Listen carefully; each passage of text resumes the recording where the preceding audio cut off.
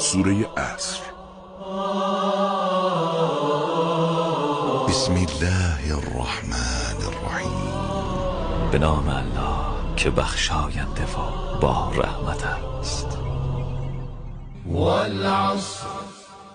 قسم به زمان. إن الإنسان لفی خسر.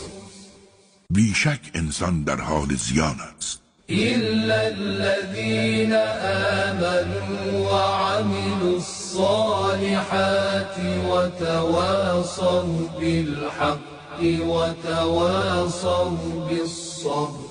مگر کسانی که به حقایق ایمان بیاورند و عمل کردی نیک و مفید داشته باشند و یکدیگر را به حق و صبر سفارش نمایند. صدق الله العلی العظیم. راست گفت خداوند بلند مرتبه و عظیم.